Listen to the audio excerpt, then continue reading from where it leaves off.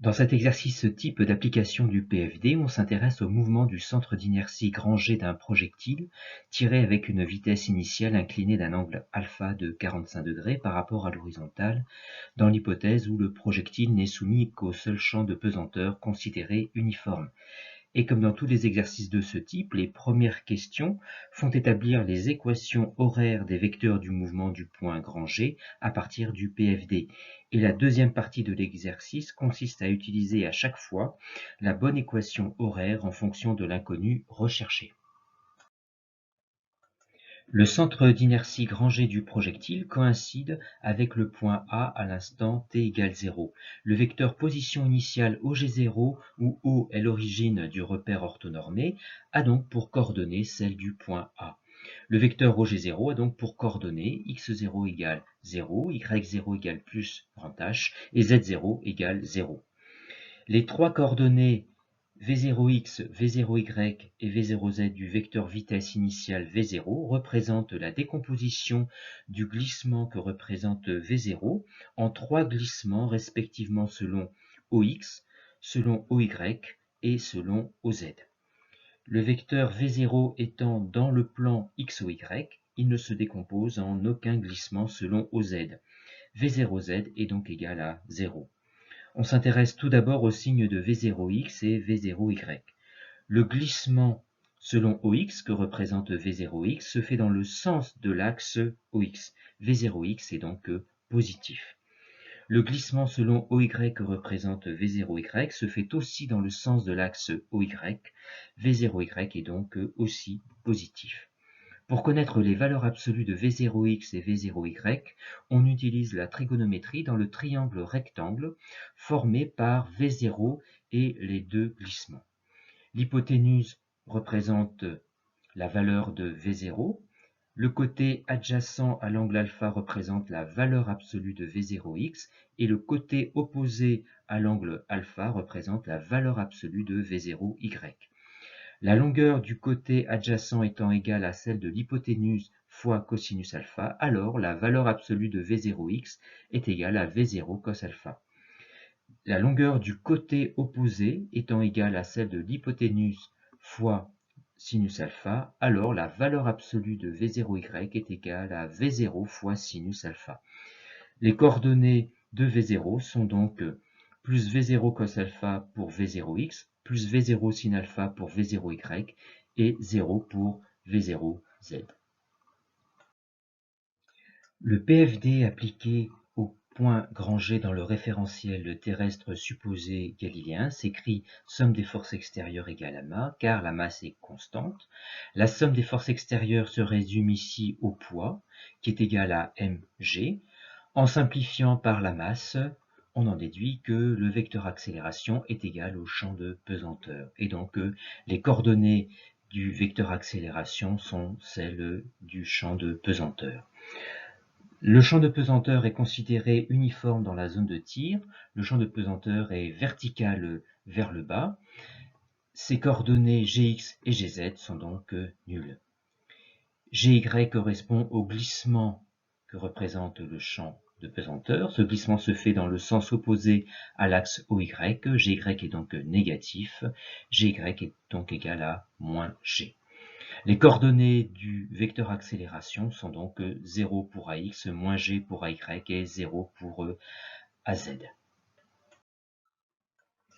Par définition, le vecteur accélération est égal à la dérivée du vecteur vitesse par rapport au temps, c'est-à-dire en termes de coordonnées que AX est égal à la dérivée de la coordonnée Vx par rapport au temps, et la même chose selon Y et selon Z. On rappelle les coordonnées du vecteur accélération établi précédemment. D'après la définition, le vecteur vitesse est donc la primitive du vecteur accélération déterminée par les conditions initiales de vitesse que représente le vecteur v0 dont on rappelle également les coordonnées établies précédemment. Vx représente donc la primitive de AX. AX est égal à 0. On rappelle que la primitive de 0 est égale à une constante. Vx est donc égal à une constante C1. C'est-à-dire que Vx prend tout le temps la même valeur, et en particulier la valeur à t égale 0, c'est-à-dire v0x, qui vaut ici plus V0 cos alpha. Vy représente la primitive de AY, c'est-à-dire moins g, qui est une constante. On rappelle que la primitive d'une constante est une fonction affine. Vy est donc une fonction affine. Vy est donc égal à moins gt plus une constante c2, homogène à une vitesse, et que l'on identifie à partir des conditions initiales. C2 représente la valeur de Vy lorsque t égale 0, c'est-à-dire Vy à t égale 0, que l'on note également V0y et qui est égal à plus V0 sin alpha. Vz représente la primitive de Az qui est égale à 0. Vz est donc une constante, notée C3, homogène à une vitesse. C3 représente Vz à n'importe quel instant et en particulier la valeur à t égale 0, c'est-à-dire V0z, qui est égale à 0. Les coordonnées de V sont donc plus V0 cos alpha pour Vx, moins Gt plus V0 sin alpha pour Vy et 0 pour Vz.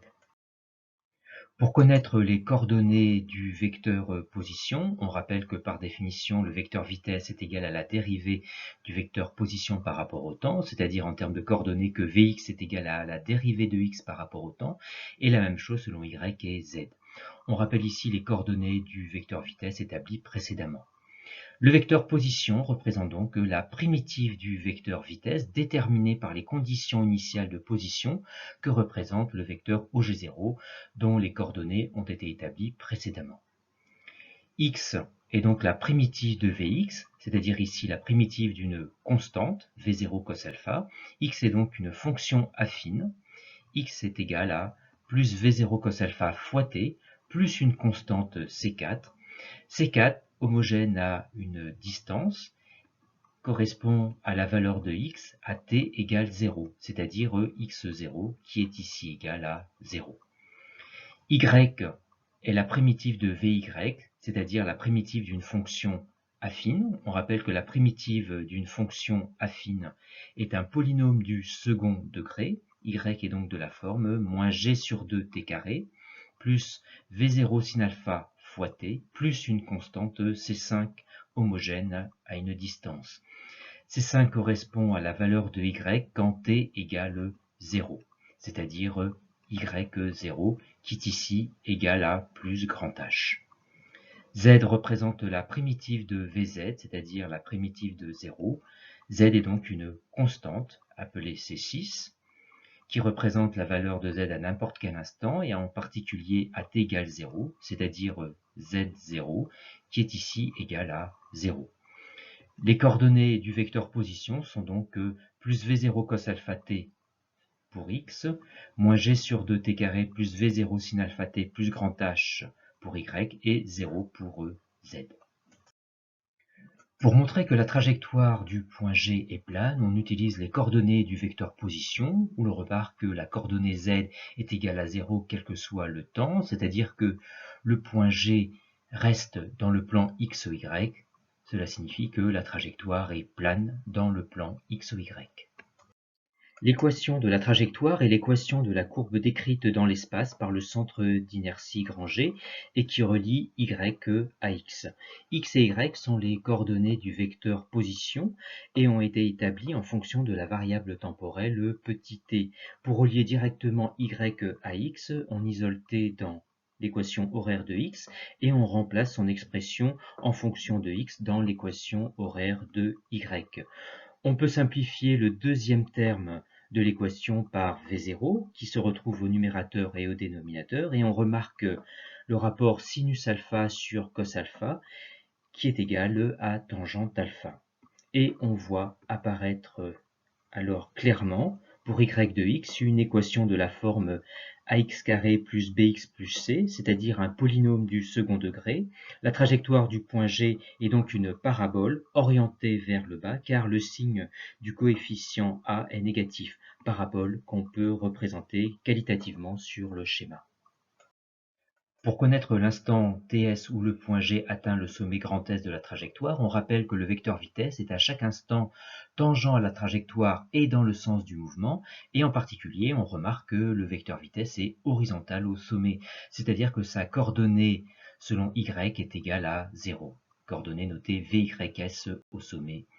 AT égale TS, VYS dont l'expression générale est moins GTS plus V0 sin alpha est donc égal à 0, expression de laquelle on tire TS qui est égal à V0 sin alpha sur G.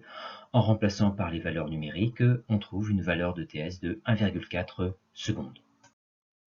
L'altitude maximale atteinte par le point G correspond à la valeur de Y, AT égale TS.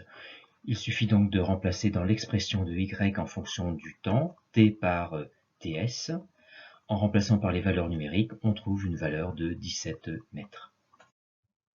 La distance grand D parcourue par le point G lorsqu'il touche le sol correspond à la valeur de X quand Y est égal à 0. Il faut donc chercher X tel que Y de X est égal à 0. On rappelle l'équation de la trajectoire établie précédemment. Il faut donc résoudre l'équation ax carré plus bx plus c égale 0. On calcule pour cela les valeurs numériques de A qui vaut ici moins 0,025 m moins 1, celle de B qui est égale à 1 et C qui est égale à 12 mètres. Les solutions sont de la forme x est égal à moins b plus ou moins racine de delta sur 2a, où delta le discriminant, qui a pour expression b carré moins 4ac, vaut ici 2,2. Les solutions sont donc que x1 est égal à moins 9,7 mètres, et l'autre solution est égale à 50 mètres. La solution avec un signe négatif n'a pas de sens physique, la distance grand D est donc de 50 mètres.